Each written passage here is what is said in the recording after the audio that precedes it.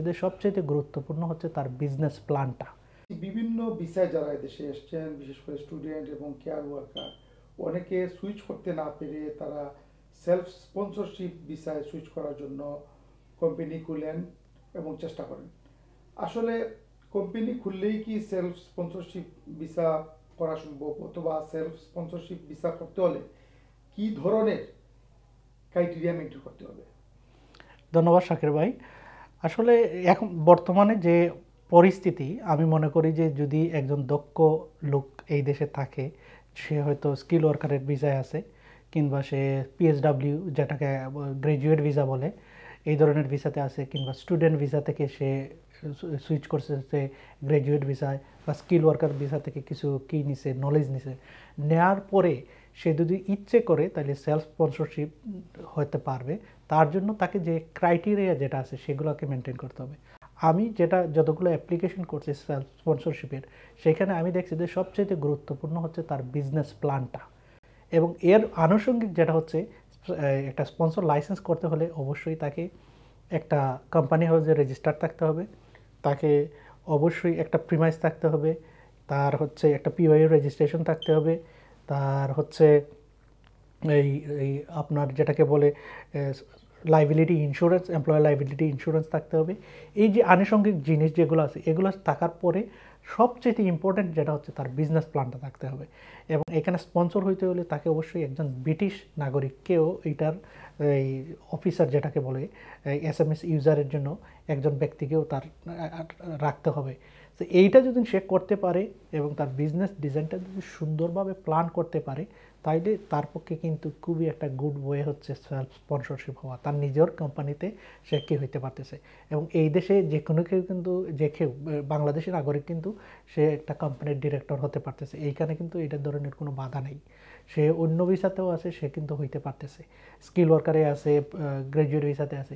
So এই যে একটা ক্রাইটেরিয়া, এই ক্রাইটেরিয়ার জন্য অনেকেই কিন্তু কোম্পানি হাউসে নিজস্ব নামে একটা কোম্পানি রেজিস্টার করতেছেন। কিন্তু তার বিজনেস প্ল্যানের জন্য আমি বলবো যে দক্ষ একজন ব্যক্তির কাছ থেকে একটা আইডিয়া নিক, ইনোভেটিভ আইডিয়া নিয়ে তারপরে এই কোম্পানিটা সেভাবে সে ডিজাইন করুক। এবং স্পন্সর লাইসেন্স অ্যাপ্লিকেশন করার জন্য অবশ্যই তাকে যেখানে একজন দক্ষ আইনজীবীর কাছে যেয়ে এই প্রসিডিওরটা ফলো করে যদি সে করে, তাইলে এক্ষেত্রে সে তার কোম্পানির জন্য স্পন্সর হইলো। এবং সে যদি এখানে স্কিল ওয়ার্কার হিসেবে থাকে, তাহলে তার কোম্পানি চলে যাওয়া থেকে শুরু করে আরও যে নানান যে প্রবলেমগুলো এখন কমিউনিটিতে আছে, এই ধরনের কোনো প্রবলেমে সে পড়বে না।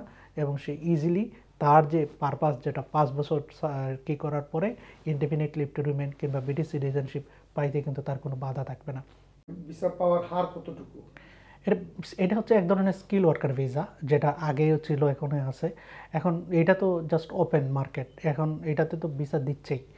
এবং এই এই এই এই ক্ষেত্রে যদি একজন ব্যক্তি যদি হাইলি ইনোভেটিভ হয় এবং তার কোম্পানিটা যদি ওই ধরনের হয়, এক্ষেত্রে তো তাদের আরেকটা রুটই আছে, ইনোভেটিভ ভিসার রুট।